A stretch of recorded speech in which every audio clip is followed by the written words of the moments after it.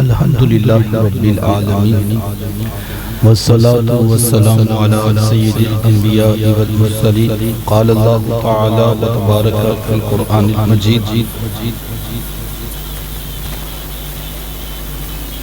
والفرقان الحمید لقد كان لكم في رسول الله أسوة حسنة صدق الله العظيم اللهم صل على سيدنا ومولانا محمد وعلى آل سيدنا ومولانا محمد وبارك وسلم حمد و صلاة کے بعد عزتوں کی مسند پر جلوہ فراز عالی مرتبہ ذی وقار محترم محتشم علماء کرام اور واجب و احترام ذوی الاحتشام برادران اسلام السلام علیکم ورحمۃ اللہ وبرکاتہ۔ اس کی ایکو آف کر دیں، یہ آواز جو دو بار ٹکرا کے آتی ہے ایک ساتھ یہ آواز آنا چاہیے تاکہ بات سمجھ آ جائے۔ اللہ آپ کو جزا عطا فرمائے۔ بچوں سے گزارش کروں گا کہ بیٹا میں کوئی بہت طویل خطاب نہیں کرنا اور نہ میری بات مشکل ہوگی، گنتی کے 30-35 منٹ میرے پاس ہیں، تو اگر آپ بھی توجہ سے بات سنیں گے تو انشاءاللہ بات آپ کو سمجھ آئے گی۔ 35 منٹ آپ خاموش رہیں گے تاکہ ہم اللہ کے رسول صلی اللہ علیہ وآلہ وسلم کی سیرت کے کچھ پہلو جو ہے وہ سیکھنے کی کوشش کر رہے ہیں۔ یہ نا جی آواز ایکو آ رہی ہے، کدھر ہے دوست؟ تو ایک ساتھ بھی آواز ہمیں بس چاہیے۔ اللہ آپ کو جزا عطا فرمائے۔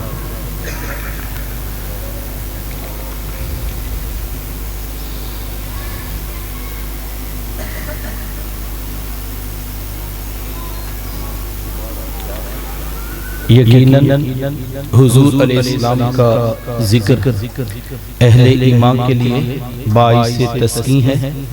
جب کسی کے لبوں سے وہ اپنے آقا و مولا کا بیٹے دو بار آواز آتی ہے، یہ نعت کے لیے ضرور، میں سیدھی سادی بات کر رہی ہوں۔ اللہ آپ کو سلامت رکھے۔ بس ایک ساتھ یہ آواز دو بار آتی ہے تھوڑے فرق سے، جزاک اللہ۔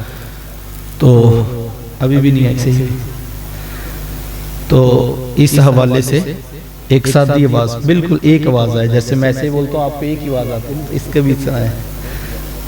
اللہ آپ کو سلامت رکھے، جزاک اللہ۔ تھوڑا شاید آپ کے لیے عجیب ہوگا کہ ایسے کیسے تقریر ہوگی، لیکن ہمیں صرف بات سمجھانی ہے، کوئی خطاب یا کوئی نعرے تھوڑی لگوانے ہیں، صرف بات سمجھ آ جائے تاکہ یقیناً حضور علیہ السلام، جزاک اللہ، اللہ آپ کو خوش رکھے۔ یقیناً حضور علیہ السلام کا ذکر اہل ایمان کے لیے باعث تسکین ہے۔ جب کسی کے لبوں سے وہ اپنے آقا و مولا کا نام نامی اسم گرامی سنتے ہیں تو ان کے دلوں میں ایمان کی حرارت بڑھتی چلی جاتی ہے، اور ایسا ہو بھی کیوں نہ، آواز بھی تھوڑی چاہیے بالکل سادی سی، یہ ماشاءاللہ بغیر سپیکر کے بھی اتنے بندوں تک بات چلے جائے گی۔ وہ تو دوستوں نے انتظام کیا تو ہم بھی کہتے ہیں چلو آپ بھی ثواب میں شامل ہو جائیں گے، تو سادی سی بس اتر تک آواز چاہے، زیادہ زور میں بھی نہیں لگاؤں گا نہ اسپیکر کو پریشانی ہو۔ اللہ آپ کو خوش رکھے۔ یقیناً حضور علیہ السلام کا ذکر اہل ایمان کے لیے باعث تسکین ہے۔ جب کسی کے لبوں سے وہ اپنے آقا و مولا کا نام نامی اسم گرامی سنتے ہیں تو ان کے دلوں میں ایمان کی حرارت بڑھتی چلی جاتی ہے، اور ایسا ہو بھی کیوں نہ، میرے حضور کا ذکر ہے بھی تو اتنا ہی میٹھا، آپ ساری دنیا کے شہد نچوڑ دو اتنا رس پیدا نہیں ہوگا جتنا ایک بار محمد کہنے سے پیدا صلی اللہ علیہ وآلہ وسلم۔ یہ نام کوئی کام بگڑنے نہیں دیتا، یہ نام کوئی کام بگڑنے نہیں دیتا، بگڑے بھی بنا دیتا ہے نام محمد صلی اللہ علیہ وآلہ وسلم۔ ذرا دیکھیے حضور کا نام کتنا خوبصورت ہے۔ اللہ جب کوئی ایک مرتبہ نام لیتا ہے لب بھی ایک دوسرے کو چوم لیتے ہیں، محمد صلی اللہ علیہ وآلہ وسلم۔ تو یہ میری اور آپ کی خوش قسمتی ہے، یہ میری اور آپ کی فیروز بختی ہے کہ اللہ نے مجھے اور آپ کو اپنے محبوب کے ذکر کی تعریف کی توفیق عطا فرمائے۔ اتنا ذکر ہم نے کسی کا ہوتے نہیں دیکھا جتنا آمینہ کے لال کا ہو رہا، ہر طرف حضور کے ذکر کی جو ہے وہ آواز آ رہی ہے، کان جدھر لگائیے تیری ہی داستان ہے۔ اللہ اکبر۔ اور ہو بھی کیوں نہ، اور آپ نے خود وعدہ فرمایا وَرَفَعْنَا لَكَ ذِكْرَكَ، محبوب تیرا ذکر ہم نے تیرے لیے بلند کر دیا۔ اللہ اکبر، جدہ ذکر خدا بلند کرے کیڑا جمعہ انہوں بند کرے۔ جب ذکر اللہ خود فرما رہا ہے اور محبوب کو کہا کہ ہم نے اس کو بلند کر دیا، کہا محبوب تیری ہر گھڑی پہلی گھڑی سے بہتر اور افضل ہوگی۔ اللہ اکبر، تو ہر سال لوگ کہتے یار اس بار تو اور بھی ذکر بڑھ گیا، اور بھی تو بڑھے کیوں نہ؟ اس ذکر کے بڑھنے کا، اس کی رفت کا اہتمام خود کائنات عالم کا رب فرما رہا ہے۔ اللہ اکبر، تو یہ ویسے اللہ تعالیٰ نے محبوب علیہ السلام کا نام ہی ایسا رکھا کہ اگر کوئی شخص تعریف کرنے کے موڈ میں نہیں بھی ہے تو جیسے ہی نام لے گا تعریف خود بخود ہو جائے گی۔ نام کیا ہے؟ محمد صلی اللہ علیہ وآلہ وسلم۔ محمد کا معنی کیا ہوتا ہے؟ الذی یحمد حمدا بعد حمد کرتن بعد کرت۔ محمد وہ ہوتا ہے جس کی بار بار تعریف کی جائے، کلمے ٹوٹ جائیں، سیاہیاں خشک ہو جائیں، زندگیاں ختم ہو جائیں، لیکن محمد وہ ہوتا ہے جس کی تعریف پھر بھی ختم نہ ہو۔ اللہ تعریف کی اپنی تعریف ختم ہو جائے، لیکن محمد وہ ہوتا ہے جس کی تعریف پھر بھی ختم نہ ہو۔ اور یہ بات تو کافروں کو بھی سمجھ آ گئی، یعنی وہ حضور علیہ السلام کے نام کا معنی جانتے تھے، عربی تھے، لغت جانتے تھے، زبان پر عبور تھا ان کو نام کا معنی آتا تھا۔ ایک دن سر جوڑ کر بیٹھ کے کہنے لگے یار بڑی عجیب بات ہے، جب ہم کسی کو ان کے خلاف کرتے ہیں اور لوگوں کو ہم بتاتے ہیں کہ وہ کبھی کچھ کہتے کبھی کچھ کہتے اپنے گمان میں معاذ اللہ، کوئی کبھی کہتے وہ مجنون ہیں، کبھی کہتے پاگل ہیں، کبھی کہتے جادوگر ہیں، کبھی کہتے کاہن ہیں، کبھی کہتے ساحر، مختلف قرآن نے جو منظر نامے بیان کیے، تو اب وہ جو ہے وہ اس طرح سے جو ہے وہ لوگوں کو حضور کے خلاف کرتے۔ اب ظاہری بات ہے جب کوئی کسی کے خلاف کرتا ہے تو بندہ نام تو پوچھتا ہے، اب وہ پوچھتے اچھا پھر ان کا نام کیا ہے، تو وہ کہتے محمد۔ تو جس کو اتنا ذہن بنایا ہوتا ہے وہ کہتے یار بات سمجھ نہیں آتی، ایک طرف عیب نکال رہے ہو، دوسری طرف خود ہی تعریف کر رہے ہو، نام میں تعریف ہو گئی ہے، محمد تو ہوتا ہی وہ ہے جس کی صرف تعریف کی جائے، تو یہ بات جچتی۔ دیکھو میں کہوں پھول خوبصورت نہیں ہے تو آپ کہیں گے عبداللہ بھائی پھول جب کہہ دیا تو خوبصورتی تو خود بخود آ گئی۔ کوئی کہے پھول یا تو پھول نہیں ہے یا خوبصورت نہیں ہے، اگر پھول ہے تو خوبصورت ہے، مطلب کیا محمد ہے تو پھر تعریف ضرور ہے، پھر عیب ختم ہے، پھر عیب نکل ہی نہیں سکتا، عیب ہے ہی کوئی نہیں۔ حضرت احسان بن ثابت نے یہی تو کہا تھا خلقت مبرئا من کل عیب۔ اللہ حضور اللہ نے آپ کو ہر عیب سے پاک پیدا کیا ہے، کأنک قد خلقت کما تشاء، محبوب لگتا ایسے ہے جیسے رب نے آپ کو آپ کی مرضی سے پیدا کیا ہے۔ اللہ تو کہنے لگے یار یہ تو بات سمجھ نہیں آتی، یا تو محمد کہنا چھوڑ دو یا پھر عیب نکالنے چھوڑ دو۔ تو کہنے لگے کہ عیب تو نکالنے نہیں چھوڑ سکتے، ظاہر بات ہے مقدمہ ہمارا گرتا ہے، دین میں مذہب میں اختلاف رکھتے ہیں، چلو پھر نام بدل لیتے ہیں۔ اب انہوں نے معاذ اللہ حضور علیہ السلام کا نام اپنے گمان میں مزمم رکھ لیا۔ مزمم کہتے ہیں جس کی مذمت کی گئی، اب وہ حضور علیہ السلام کو مزمم کہہ کے برا بلا کہتے ہیں۔ جب کسی صحابی رسول نے سنا تو دل ٹوٹ گیا، در حبیب پہ حاضر ہوئے اور آ کر عرض کی حضور جی وہ آپ کو مزمم کہہ کر برا بلا کہتے ہیں، تو حضور میں تم کیوں پریشان ہوتے ہو؟ یشتمون مزمما ویلعنون مزمما وانا محمد، کہا وہ گالیاں دیتے ہوں گے تو کسی مزمم کو دیتے ہوں گے، برا بلا کہتے ہوں گے تو کسی مزمم کو کہتے ہوں گے، میرے رب نے تو مجھے محمد بنایا ہے، اور محمد ہوتا ہی وہ جس کی تعریف کی جائے۔ اللہ اکبر، یہ تو مولوی صاحب کا دماغ خراب ہو جاتا ہے کہ کلمہ بھی پڑھتے ہیں پھر عیب بھی نکالنے بیٹھ جاتے ہیں، ورنہ یہ بات تو کافروں کو بھی سمجھ آ گئی تھی کہ نام بدلنا پڑے گا۔ اور حضور نے فرمایا تم تعجب کیوں کرتے ہو، تم دیکھتے نہیں کس طرح رب نے ان کے زبانوں سے میرے نام کو محفوظ کر دیا۔ وہ مزمم کہہ کے کچھ کہتے ہیں تو کہتے پھریں۔ اللہ اکبر، یقین جانیے ایک دن کا میلاد کیا ہے، ساری زندگی سر سجدے میں رکھ کر تشکر کے کلمے پڑے جائیں تو پھر بھی حق کے شکر ادا نہیں ہو سکتا ہے۔ کرم کتنا بڑا ہوا، علماء نے لکھا ہے 12 نبی ایسے ہوئے ہیں جن کے سروں پر نبوت کے تاج سجے ہیں، لیکن وہ ہاتھ اٹھا کر دعا کیا کرتے ہیں، اے اللہ ہمیں اس پیارے کا امتی بنا دے۔ ہم نے کوئی دعا مانگی، کوئی منت، کوئی چڑھاوا، کوئی دیگ بانٹی نہیں، ہم پیدا ہوئے والد صاحب مسجد سے قاری صاحب کو بلا لائے اور بات بھی محبت کی تھی. انہوں نے کان قریب کر کے کہا مبارک ہو تو بھی اسی آقا کا غلام بن کے آ رہا. تو پھر میں کیوں نہ کہوں شاہوں سے ملا ہے نہ تونگر سے ملا ہے, شاہوں سے ملا ہے نہ تونگر سے ملا ہے, اللہ کا عرفان اسی در سے ملا ہے. اوروں کو ملا ہے تو مقدر سے ملا ہے, مجھے تو مقدر بھی تیرے در سے ملا ہے. یہ میرا اور آپ کا فخر ہے, یہ میرا اور آپ کا اعزاز ہے, یہ میرے اور آپ کی سعادت مندی ہے کہ اللہ نے محبوب کے ذکر کی توفیق عطا کی. آئیے چند لمحوں کے لیے حضور علیہ السلام کی سیرت کے کچھ پہلو میں آپ کے سامنے رکھنا چاہوں گا. آپ جانتے ہیں آقا کریم علیہ السلام جب ان کی ولادت ہوئی تو 7 دن تک اپنی والدہ حضرت آمینہ سلام اللہ علیہ کا دودھ پیا. 8ویں دن یہ اعزاز دشمن اسلام ابو لہب کی کنیز سویبہ کو حاصل ہوا. اس نے حضور علیہ السلام کو دودھ بھی پلایا اور دیکھ بھال بھی کی. یہ چند دن کا دودھ تھا, یہ چند دن کی دیکھ بھال تھی, لیکن میرے آقا نے سویبہ کے اس احسان کو بھی پوری زندگی یاد رکھا. مکے میں تھے تو میری ماں کہہ کے پکارا کرتے. مدنی دور آیا تو یہاں مدینے سے ان کے لیے کپڑے بھی بھجوایا کرتے اور رقم کا بھی بندوبست کیا کرتے. یہ ہے شریعت, یہ ہے سیرت جو میرے حضور لے کر آئے. میرے حضور تشریف فرماتے صحابہ بیٹھے تھے کہ دور سے ایک بوڑھی خاتون کو اپنی طرف آتے دیکھا. آقا کریم علیہ السلام کی نظر پڑی تو میرے حضور اٹھ کھڑے ہوئے, میری ماں پکارتے ہوئے اور دوڑ لگاتے ہوئے ان کے قریب پہنچے.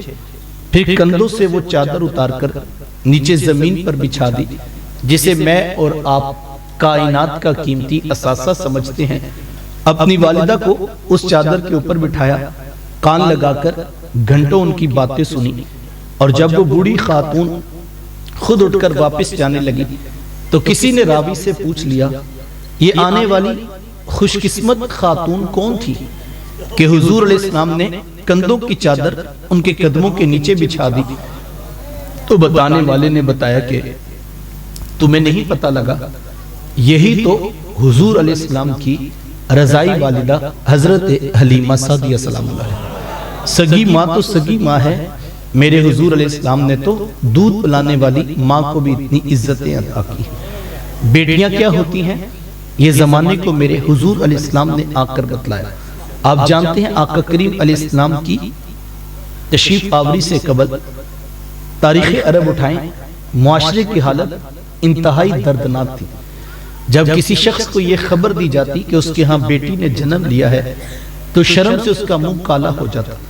عزت اور آبرو بچانے کا ایک ہی راستہ ہوتا کہ ظالم باپ ماں کی ممتا بری گود سے پھول جیسی بیٹی چھینتا, گڑا کھود کے دکا دے کر اوپر مٹی ڈال دیتا. اس کی چیخیں, اس کی سسکیاں, اس کی آہیں اس کے دل پر گداز نہ پیدا کر پاتا. اگر کوئی باپ اتنا ظالم, اتنا سفاک تھا تو وہ اس قابل تھا کہ معاشرے میں سر اٹھا کر جی سکتا ہے, اور اگر کسی کے ہاتھوں میں اتنی سکت نہیں کہ وہ اپنے زندہ بیٹی کا گلا دبا سکے تو وہ اس قابل نہیں تھا کہ معاشرے میں سر اٹھا کر جی سکے. یہ عرب معاشرہ ہے جس کو قرآن مجید فرقان حمید نے بھی بیان کیا ہے. وہ عملاً بیٹیوں کو ذبح کیا کرتے اور بہنوں کو زندہ درگور کر دیا کرتے.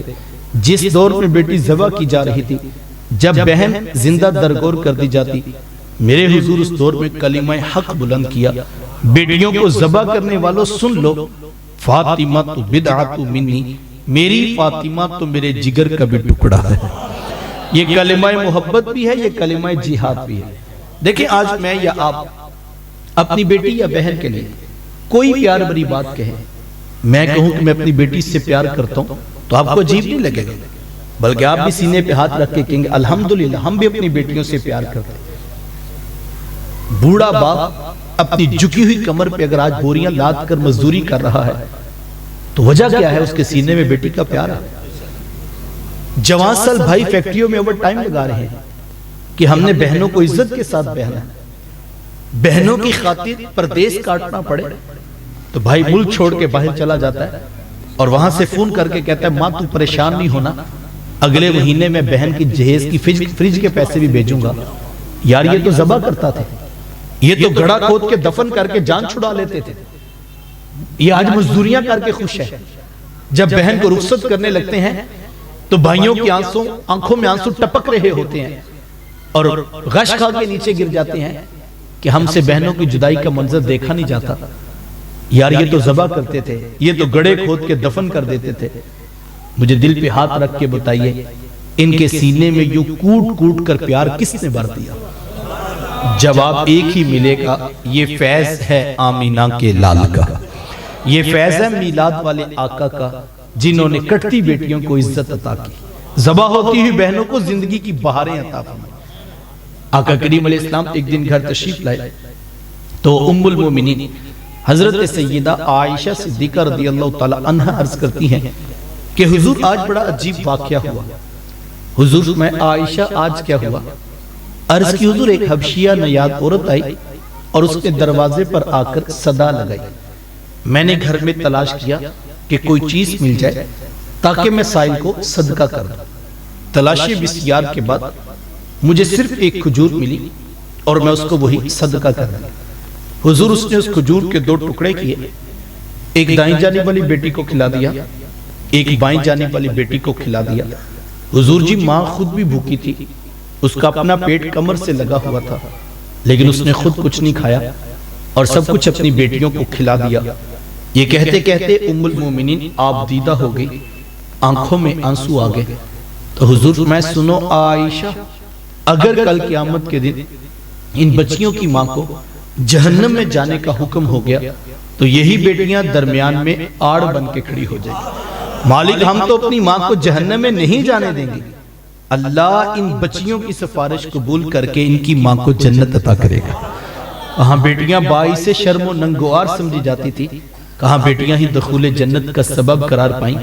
خود فرمایا جس کو اللہ نے 2 بیٹیاں یا 2 بہنیں عطا کی، پھر اس نے ان کی پرورش کی، ان کی تربیت کی، یہاں تک کہ ان کا نکاح کر دیا اور پھر پیچھے سے بھی اس نے خیر خبر رکھی، تو میرے حضور فرماتے ہیں اتنا خوش قسمت شخص ہے کل قیامت کے دن میرے اتنے قریب ہوگا جتنی یہ 2 انگلیاں آپس میں قریب ہیں۔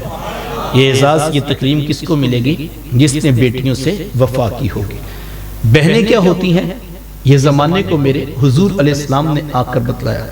آپ جانتے ہیں آقا کریم علیہ السلام کی نہ کوئی سگی بہن تھی اور نہ کوئی سگا بھائی، میرے حضور در یتیم ہیں، لیکن جب رضاعت کا شرف عطا کرتے ہوئے میرے حضور حضرت حلیمہ سعدیہ سلام اللہ علیہا کے ہاں تشریف لے گئے تو آپ جانتے ہیں کہ ان کی ایک بیٹی تھی جن کا نام شیمہ یا شیمہ بتایا جاتا ہے۔ وہ رشتے میں حضور علیہ السلام کی رضائی بہن لگتی تھی۔ قبیلہ بنو سعد کے رواج کے مطابق شام کو جب مائیں کھانا پکانے لگتی تو بہنیں اپنے بھائی گود میں اٹھا کر باہر کھلے میدان میں لے آتی، ہر گود میں اس کا بھائی ہوتا اور وہ اپنے بھائی کے حسن کے قصیدے پڑھ رہی ہوتی۔ اگر کسی کے بھائی کا رنگ کالا ہوتا تو وہ کہتی رنگ کالا ہے تو کیا ہوا، میرے بھائی کے نقوش دیکھیں کتنے خوبصورت، اس کی اٹھی ہوئی ناک، اس کی جھیل جیسی خوبصورت آنکھیں تو دیکھو کتنی پیاری، تو وہ نقوش کو معیار حسن قرار دیتے۔ اور اگر کسی کے بھائی کا رنگ گورا چٹا ہوتا تو وہ کہتی رنگ نہیں تو کچھ نہیں، حسن تو ہوتے ہی سارا رنگت میں ہے، میرے بھائی کا رنگ دیکھی کتنا خوبصورت ہے۔ تو یہ بحث مباحثہ چل رہا ہوتا اور کوئی بہن بھی ہار ماننے کو تیار نہ ہوتی، اتنے میں ایک سمت سے حضرت شیمہ اپنا ویر محمد اٹھا کے لے آتی اور کہتی ذرا میرے ویر کا مقابلہ بھی تو کرو نا، تو وہ کہتی نہیں نہیں شیمہ تیرے ویر کا مقابلہ تو نہیں نا، تیرا تو ساروں کا ہی سردار لگتا ہے۔ کتب میں آتا حضرت شیمہ کا سر فخر سے بلند ہو جاتا اور وہ حضور علیہ السلام کو سینے سے چمٹا لیتی اور دعا دیتی ربانا اب کلانا محمدہ، شاءاللہ میرے ویر محمد کو نظر نہ لگے۔ آج میں دیکھ رہی ہوں بچوں کا سردار ہے، کل اپنی آنکھوں سے دیکھو جوانوں کا بھی سردار بنے۔ زندگی کے لیل و نہار گزرتے گئے، حضرت شیمہ کی شادی ہو گئی۔ مدنی دور کی کہانی ہے اور اتفاق یہ ہوا کہ جس قبیلے میں حضرت شیمہ کی شادی ہوئی تھی حضور علیہ السلام کے صحابہ کی لڑائی اور جنگ اسی قبیلے کے ساتھ ہوئی۔ ان کے کچھ بندے قتل کر دیے اور کچھ کو قیدی بنا کر صحابہ اپنے ساتھ لے آئے۔ عرب کے رواج کے مطابق قیدیوں کو چھڑانے کے لیے قوم کے سردار فدیہ اور فنڈ اکٹھا کرنے نکلے، ہر دروازے پر دستک دیتے اور فنڈ مانگتے۔ چلتے چلتے حضرت شیمہ کے دروازے پر بھی پہنچ گئے۔ دستک دی تو پوچھا کون؟ کہا قبیلے کے سردار ہیں، فنڈ اکٹھا کر رہے ہیں، تم بھی اپنا حصہ ڈالا۔ پوچھا یہ فنڈ کس لیے اکٹھا ہو رہا ہے، یہ رقم کی جمع کی جا رہی؟ تو کہا کہ مدینے میں ایک شخص ہے، ادعائے نبوت رکھتا ہے، اس نے ہمارے لوگ پکڑ لی ہیں اور ہم نے اپنے قیدی چھڑانے۔ تو پوچھا کہ ان کا نام کیا ہے؟ کسی کی زبان سے بے ساختہ نکلا محمد صلی اللہ علیہ وآلہ وسلم۔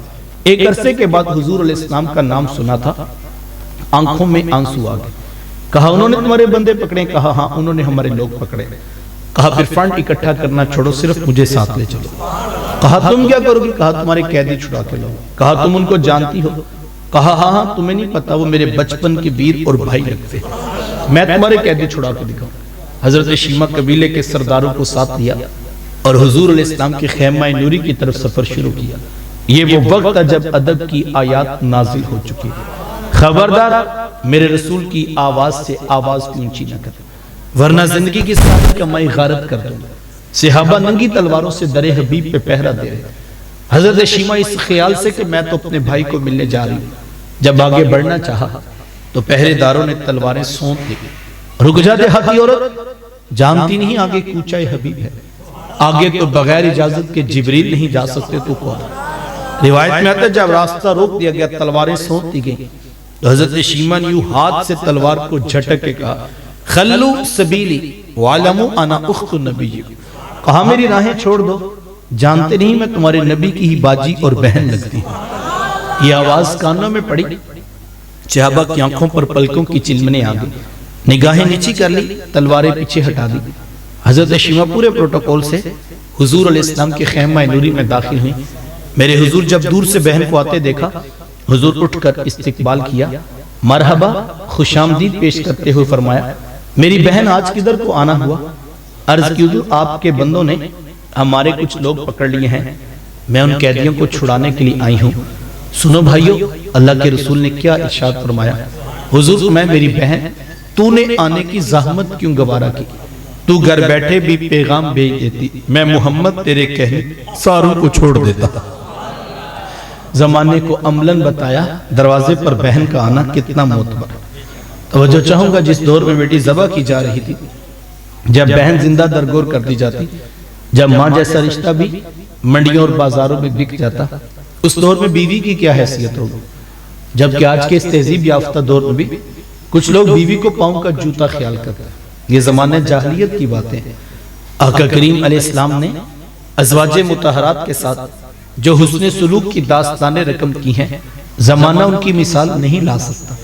کسی کو میرے حضور حمیرہ کہہ کے پکارتے ہیں، کسی کے لیے بکری کا بچہ ذبح کرتے ہیں اور گوشت کے مختلف ٹکڑے ان کی سہیلیوں کے ہاں بیچتے ہیں۔ حضور کثرت کے ساتھ حضرت خدیجہ الکبریٰ رضی اللہ تعالیٰ عنہ کا ذکر کیا کرتے ہیں۔ حضرت سیدہ عائشہ صدیقہ رضی اللہ تعالیٰ عنہ فرماتی ہیں کہ میرا جو ان سے رشتہ تھا ایک دن زبان سے بے ساختہ نکل گیا کہ حضور اللہ نے آپ کو بہتر ازواج عطا کر دی اور آپ ابھی تک اس بوڑھی عورت کو نہیں بھولے۔ فرماتے پھر حضور کے چہرے پر جلال آ گیا اور حضور میں اے عائشہ مجھے خدیجہ کے بارے تکلیف نہ دو، جب پورے مکے نے میرا انکار کیا تھا ایک خدیجہ تھی جس نے میرا اقرار کیا تھا۔ کہا میں انہیں کیسے بلا سکتا ہوں جب زمانہ میری مخالفت کر رہا تھا، خدیجہ اس وقت بھی میرے سے محبت کی دعوے دار تھی۔ فرماتے پھر میں نے ہمیشہ محبتوں کا اظہار کیا اور یہی حضرت خدیجہ الکبریٰ رضی اللہ تعالی عنہ ہیں۔ جب ان کا وقت آخر قریب آیا تو حضرت سیدہ فاطمہ الزہرا رضی اللہ تعالی عنہ کو بھیجا اور کہا بیٹا جاؤ جا کر حضور علیہ السلام سے چادر رحمت مانگ لاؤ۔ سیدہ حاضر خدمت ہوئی اور آ کر عرض کی کہ میری والدہ چادر مانگ رہی۔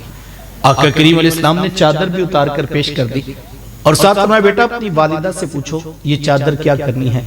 یہ کہتے کہتے میرے حضور بھی ساتھ تشریف لے آئے اور حضور میں خدیجہ اپنی چادر کیا کرنی ہے؟ عرض کی حضور مجھے جو بخار ہے لگتا یوں ہے کہ جان لیوا ثابت ہوگا، میری آرزو یہ ہے کہ مجھے کفن ملے تو آپ کی چادر رحمت میں ملے۔ یہ حضور علیہ السلام کی سیرت کا کتنا بڑا حوالہ ہے کہ بیوی آرزو کر رہی ہیں اگر مجھے شوہر کی چادر میں کفن مل جائے تو یہ رب کی حضور میری بخشش کی ضمانت ہوگی۔ حضور علیہ السلام نے چادر بھی اتار کر پیش کر دی اور ساتھ تاریخ ساز جملہ ارشاد فرمایا خدیجہ آپ نے تو صرف چادر مانگی ہے لو ارتی جلدی لآتے تکی، اگر آپ مجھ محمد کی جلد بھی مانگ لیتی میں وہ بھی اتار کے پیش کر دوں۔ زمانے کو رشتوں کا تقدس میرے حضور علیہ السلام کی دہلیز نور سے ملا ہے۔ صاحبو یہ وہ محبتوں کا دین ہے، یہ وہ الفتوں کا پیغام ہے، یہ وہ جوڑنے والی تعلیمات ہیں جو لے کر میرے حضور اس کائنات میں تشریف فرما ہوئے۔ ہم نے حضور علیہ السلام کی آمد کی خوشی میں کمکمے روشن کیے، ہم نے چراغاں بھی کیا، ہم نے راہوں میں پھول کلیاں پتیاں بھی بچھائیں، ہم مٹھائیاں بھی بانٹ رہے ہیں، ہم دیگیں بھی پکا کر تقسیم کر رہے ہیں۔ یہ سب کام باعث برکت ہیں، میں ان کی نفی نہیں کرتا۔ کوئی نادان ہی ہوگا جو اس عنوان پر الجھ پڑے یا کوئی فتویٰ امت پر لگا دے۔ میں تو ایک سادی سی بات کہتا ہوں، اور اگر سمجھ آ جائے تو شاید یہ ایک بات بھی کافی ہو۔ کیا خیال ہے یار، اگر حضور علیہ السلام کی آمد کی خوشی بھی نہیں منانی تو پھر کائنات میں خوشی بچتی کون سی ہے؟ خوشی ہوتی کیا ہے؟ خوشی کہتے کسے ہیں؟ اس کائنات کی سب سے بڑی خوشی یہ ہے کہ اللہ نے ہم جیسوں کو سونے محمد عطا کر دی۔ یہ کائنات عالم کی سب سے بڑی خوشی ہے، اور اگر کسی بیچارے کو یہ بھی محسوس نہیں ہو رہی تو پھر اس سے کیا جھگڑا کرنا، اس سے کیا اختلاف کرنا؟ تو یہ تو محبتوں کا موضوع ہے، تو یہ کمکمے، یہ روشنیاں، یہ چراغ، یہ پھول، یہ کلیاں، یہ مٹھائیاں، یہ دیکھیں سب باعث برکت ہے۔ لیکن یاد رکھیے گا یہ سب کچھ باعث برکت ہونے کے باوجود بھی یہ سب کچھ آغاز سفر ہے، یہ منزل نہیں ہے۔ منزل میرے حضور کی ذات ہے، منزل میرے محبوب کا پیغام ہے، منزل ان کی سیرت ہے، منزل ان کا اسوہ نور ہے۔ تو بڑا نادان ہوگا نا جو صرف آغاز کی چند جھنڈیاں دیکھ کے الجھ پڑا اور ساری زندگی فتوے لگانے میں گزار دی۔ کاش کہ وہ ایک قدم آگے بڑھ کے دیکھتا تو صحیح، شاید کہ دل کے کسی کونے سے یہ آواز بھی آتی کہ یار جس سفر کا آغاز اتنا خوبصورت ہے اس کی منزل کتنی پیاری ہوگی۔ یہ تو صرف آغاز کی جھنڈیاں تھی، ذکر تو محبوب کا ہے، بات تو ان کی سیرت کی ہے، بات تو ان کے اخلاق کی ہے، بات ان کے حسن و جمال کی ہے، بات ان کی عظمت کی ہو رہی ہے۔ لیکن خیال یہ تھا یار کہ جب کوئی عام مہمان آ جائیں، کو تھوڑا استقبال کیا جاتا ہے، ماحول اچھا رکھا جاتا ہے، تو جب کائنات عالم کے پیغمبر آ رہے ہیں تو پھر ان کے ذکر سے پہلے کمکمے بھی ہوں، روشنیاں بھی ہوں، چراغ بھی ہوں، بخور بھی ہو، خوشبوئیں بھی ہوں، پھول بھی ہوں، اجلے کپڑے بھی پہنے ہوں، چراغاں بھی ہو۔ چلو ظاہری ہم نے روشنیاں کی ہیں، جب ان کا ذکر کریں گے تو اللہ نے چاہا تو من بھی روشن ہوں گے۔ تو یہ تو ایک محبت کا انداز تھا، لیکن افسوس کہ ہم جھنڈیوں پہ فتوے لگانے میں ہی رہ گئے اور ہم نے اس سے آگے بڑھ کر دیکھا ہی نہیں۔ اچھا اگر وہ نادان ٹھہرا جو آغاز کی جھنڈیوں میں الجھا اور ساری زندگی فتوے لگانے میں گزر گئی، تو یار وہ بھی تو کوئی عقل مند نہیں ہوگا جو ساری رات جھنڈیاں ٹانگتا رہا، چراغوں میں تیل ڈالتا رہا، کمکمے روشن کرتا رہا، لیکن جب صبح و فجر کا وقت ہوا تو وہ بھی سویا ہوا تھا۔ منزل کی طرف آنے کے لیے وہ بھی آمادہ نظر نہیں آتا۔ تو ہمارا شاید مسئلہ یہ بن گیا، کوئی جھنڈیوں میں الجھ گیا اور کوئی جھنڈیوں میں یوں کھو گیا کہ منزل کا رستہ کسی کو بھی نہیں پتا۔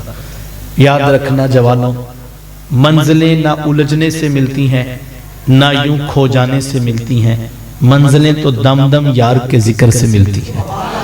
منزل تو ان کی سیرت سے ملے گی، ان کے اخلاق سے ملے گی، ان کے حسن و جمال سے ملے گی، ان کی عظمتوں کا قصیدہ پڑھنے سے ملے گی، ان کو بطور پیغمبر مشعل راہ بنا کر ان کی تعلیمات پر چلنے سے ملے گی۔ تو ہمیں میلاد کی منزل کی طرف سفر کرنا ہے۔ میں اپنی ساری بات کو 2 جملوں میں کہوں کہ میلاد والوں کی منزل کیا ہے، تو میرے شیخ طریقت اپنے میٹھے پیار بھرے لہجے میں میلاد والوں کی منزل کی نشاندہی کیا کرتے ہیں کہ بیٹا یہ نہ ہو کہ لوگ تم سے پوچھیں کہ تم کون ہوتے ہو اور تم پاسپورٹ سے مذہب والا خانہ نکال کے دکھاؤ، یہ دیکھیے اسلام نے کہا ہم مسلمان ہوتے ہیں۔ کہا نہیں بیٹا، نہ کسی کو پوچھنا پڑے، نہ کسی کو بتانا پڑے، تم دور سے آ رہے ہو، تمہاری وضاقت، شکل و صورت، چال ڈھال، انداز معاشرت، طرز زندگی اتنا خوبصورت ہو کہ تم دور سے آ رہے ہو اور لوگ مسکرا کے کہیں وہ دیکھیے میلاد والے آقا کا امتی آ رہا ہے۔ نور آنکھوں میں تو چہروں پہ اجالے ہوں گے، مصطفیٰ والوں کے انداز نرالے ہوں گے۔ تو مجھے اور آپ کو اپنی سیرت پر، اپنے کردار پر، اپنے اخلاق پر بھی غور کرنا ہے کہ ان کی تعلیمات کیا بات۔ دیکھو یہ حضور علیہ السلام کی سیرت ہے نا، پورا شہر مکہ اعلان نبوت سے پہلے بھی کہتا تھا صادق بھی تو ہے، امی بھی تو ہے۔ یہ میرے رسول کا تعارف، یہ آپ کے پیغمبر کی تعریف ہے کہ کافر بھی کہتے تھے کتنے حضور سچے تھے، اللہ اکبر۔ اگر ایک اجنبی آ کے ابو جہل سے بھی پوچھتا ہے کہ اس شہر کا سچا کون ہے، کھرا کون ہے، بااعتماد کون ہے، معتبر کون ہے، تو ابو جہل بھی مجبور ہے، اس کا ہاتھ پکڑتا ہے سونے محمد کی چوکھٹ پہ چھوڑ رہا ہے اور کہتا ہے صادق بھی یہ ہیں، امی بھی یہ ہیں، کوئی دوسری آپشن پورے شہر کے پاس نہیں۔ یار جن کا رسول سچا، اتنا سچا پیغمبر، اتنا صادق پیغمبر، اتنا امین رسول کہ اغیار بھی کہتے ہیں کہ دوسرا سچا ملتا ہی کوئی نہیں ہے۔ تو کتنے افسوس کی بات ہوگی کہ اگر میرا تعارف صداقت کا نہ ہو، کتنے افسوس کی بات ہوگی اگر آپ کو لوگ سچ کے نام سے نہ جانتے۔ آج من حیث القوم اغیار تو کہاں سے کہاں پہنچتے چلے جا رہے ہیں، اور ہمارا تعارف کیا ہے؟ ملاوٹ، جھوٹ، دھوکہ، فراڈ۔ اگر یہ تعارف ہے تو مجھے اپنے اندر اترنا چاہیے، آپ کو اپنا محاسبہ کرنا چاہیے کہ نہیں کرنا چاہیے۔ ہمیں سوچنا چاہیے کہ ہمارے پیغمبر کا تعارف تھا سچے پیغمبر، صادق و امی پیغمبر، لیکن آج ہماری کیا حالت ہے؟ ہمارا تاجر کہتا ہے کہ جناب سچ بولنے سے کاروبار نہیں چلتا، ہمارا محکمے کے دفتر کی کرسی پہ بیٹھا ہوا افسر شاہی کہتا ہے جناب باتیں تو ٹھیک ہیں، سمجھ بھی آتی ہیں، لیکن جناب سچ سے نظام نہیں چلتا۔ کیسی عجیب بات کر رہے ہیں؟ کون کہہ رہے ہیں نظام نہیں چلتا؟ جن کے پیغمبر نے نظام دیا ہے۔ قیامت تک کا نظام یہ تھا، حضور قیامت تک کا پیغام لے کر آئے نا۔ اچھا جن کو سچ کا نظام دیا وہ کہتے ہیں نظام نہیں چلتا۔ اب کافروں نے بھی تجارت کرنا چاہیے۔ ہمیں تو ماؤں نے گٹی میں بتایا کہ تیرا پیغمبر سچا ہے، ہمیں تو مرکز والوں نے، مدرسے والوں نے، جامعہ والوں نے، منبر و محراب والوں نے کہا کہ آپ کے پیغمبر سچے ہیں، جزاک اللہ۔ اس کی ضرورت ہمیں تو جو ہے وہ چوتھی پانچویں کلاس کے قاعدوں میں پڑھایا پیارے نبی کی پیاری باتیں، بات شروع ہی صادق و امی پیغمبر سے ہوتی، یہ حضور کا تعارف تھا نا، تو ہمیں یقین نہیں آیا۔ لیکن دوسری طرف وہ جو اغیار ہیں، انہوں نے جب کاروبار کرنا چاہا تو ان کے پاس وحی کے اجالے تو نہیں تھے، ان کے پاس رب کا کلام تو نہیں تھا، انہوں نے تیرے اور میرے پیغمبر کو بطور نبی قبول نہ کیا، بطور رسول نہ مانا، لیکن کاروبار دنیا تو چلانا تھا۔ اب انہوں نے علم، عقل، فہم سے سفر شروع کیا۔ جب پوری ہسٹری کا، پوری تاریخ کا انہوں نے تجزیہ کیا، ان کو سچ ملا تو مکے کی گلیوں میں ملا۔ پھر انہوں نے یہ نہ کہا کہ ہم نے ان کو پیغمبر نہیں مانا، ہم نے سچ بھی نہیں لینا، جو کاروبار کرنا تھا نا، انہوں نے وہاں سے سچ اٹھایا اور پوری دنیا میں کاروبار کھڑے کر دیے۔ آج ہمارے یہاں بھی لوگ بڑے فخر سے کہتے ہیں یہ امپورٹڈ پروڈکٹ ہے۔ حضور والا سوال یہ ہم کیوں نہ بنا سکے؟ ہم اس بات پہ تو نازا جان یہ باہر کے ملک سے آئے، یہ بالکل ٹھیک ہے، کیوں جناب ہم کیوں نہ یہ کر سکے؟ مجھے اور آپ کو آگے بڑھنا ہوگا۔ اور اقبال نے کہا تھا ہر فرد ہے ملت کے مقدر کا ستارہ۔ سچ یہ دیکھو، یہ بھی 4 5 7 بلب جل رہے ہیں، تو کوئی ایک بلب بجھ بھی جائے پیچھے سے تو فرق نہیں پڑتا کیونکہ روشنی پہلے موجود ہے نا، لیکن اگر گھپ اندھیرا ہو جائے پھر یہ موبائل کی ٹارچ لائٹ بھی فائدہ دے گی۔ اس وقت گھپ اندھیرے ہیں، میرا ملک جس جگہ پہ کھڑا ہے، مت سوچئے گا ہم دیہات میں رہتے ہیں، ہم گاؤں میں رہتے ہیں، ہم تو چھوٹے شہر میں رہتے ہیں، نہیں، اتنے گھپ اندھیروں میں اگر کوئی سچ کی شمع جلائے گا کائنات عالم میں روشنی پھیلے گی۔ مجھے اور آپ کو سچ کے ساتھ کھڑا ہونا ہے، مجھے اور آپ کو امانت داری کے ساتھ آگے بڑھنا ہوگا۔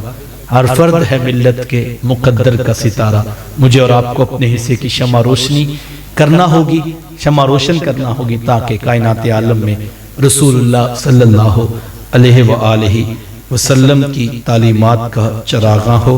اللہ کی بارگاہ میں دعا گو ہو اللہ مجھے آپ کو توفیقات عمل نصیب فرمائے۔ میرے میزبان عالی مرتبت محترم محمد کیسر صاحب نے اپنے والد محترم کے اصالِ ثواب کے سلسلہ میں آپ احباب کو جمع کیا، دین رسول کے پیغام کے لیے، ابلاغ کے لیے۔ کوشاں رہے، مجھے نہیں یاد تھا، یعنی چونکہ میری اپنی مصروفیات ہوتی، لیکن میں آیا تو میں سوچ رہا تھا کہ یہ تو لاہور کے نوجوان ہیں، تو بعد میں پتہ لگا کہ یہ حیدر تو یہاں پر ہے، تو بتانے لگے کہ ہم لاہور میں آپ کے پاس درس میں آتے رہے، تو خوشی ہوئی، اتنے لوگوں کو جمع کیا، دین کی بات سننے سنانے کا مجھے موقع فراہم کیا۔ اللہ سب کا آنا بیٹھنا سننا قبول فرمائے۔ لیکن یقین مانیے گا یہ کوئی رسمی تقریر نہیں، یہ ایک باضابطہ باشعور پیغام ہے جس کی طرف ہمیں جو ادارۃ المصطفیٰ کا پلیٹ فارم لے کے جانا چاہتا ہے۔ میں آپ سب کو کہتا ہوں جہاں بھی ہیں حضور کے دین کے لیے خالص ہو جائیے اور اپنے حصے کی شمع جلائیے، روشنیاں پھیلیں گی، اجالے آئیں گے اور محبت کائنات عالم کو فتح کرے گی۔ اللہ مجھے آپ کو توفیقات عمل نصیب فرمائے، آمین۔ اللہم صلی علی سیدنا و مولانا محمد مبارک وسلم۔ میرے مالک اٹھے ہاتھ پھیلی جولیاں رحمتوں سے بھر دے، اتنے لوگ اپنا قیمتی وقت نکال کر تشریف لائے، سب کا آنا قبول کرنا۔ یا اللہ جو سنا جو کہا یہ محض کانوں تک نہ رہ جائے، ہماری روحوں میں اتار دینا، ہمارے بزرگوں کی بخشش و مغفرت فرمانا، ان کی زندگی بھر کی نیکیاں قبول کرنا، گناہوں سے درگزر فرمانا، جنت الفردوس میں اعلیٰ مقام نصیب فرمانا، پسماندگان کو صبر جمیل عطا فرمانا، اس مسجد کو پیار امن محبت کا مرکز رکھنا، آنے والوں کو ہمیشہ اسلام کی سچی اور سچی فکر نصیب رکھنا۔ یا اللہ جامعہ کی تعمیرات اور دیگر معاملات میں دوست احباب کوشش کر رہے ہیں، سب کی کاوشوں کو ثمربار فرمانا، ہمیں دین کے لیے آگے بڑھنے کے جذبے نصیب فرمانا، اس مجلس کا اس محفل کا لمحہ لمحہ قبول فرمانا۔ رب ارحمہما کما ربیانی صغیرا، صلی اللہ تعالی علی حبیبہ محمد وآلہ واصحابہ اجمعین۔ آپ احباب اسی طرح تشریف فرما رہے ہیں کہ ہمارے دوست پیچھے شاید تبرک تقسیم کرنے لگے ہیں تاکہ وہ ان کے لیے آسانی ہوگی۔ احباب فاتحہ شریف پڑھ لے تاکہ دوست آپ کے پاس جو ہے وہ مسجد کا تقدس بھی ہے اور ان کے لیے بھی آسانی ہوگی۔ آمین۔ اللہم صلی علی سیدنا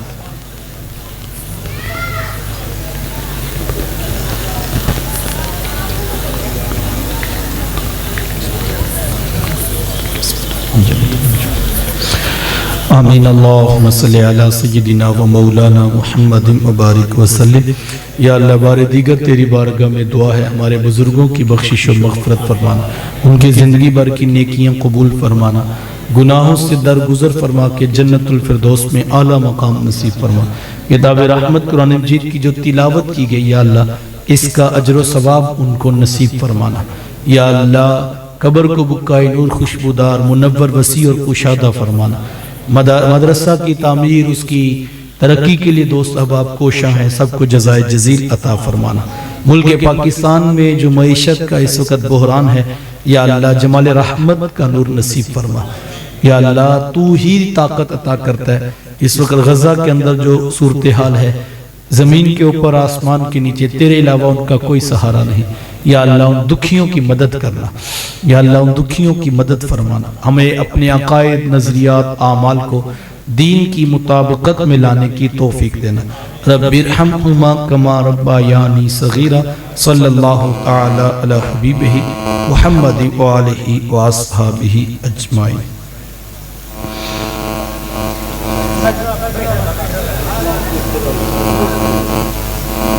تمام احباب تشریف رکھیں اپنے جگہ پر۔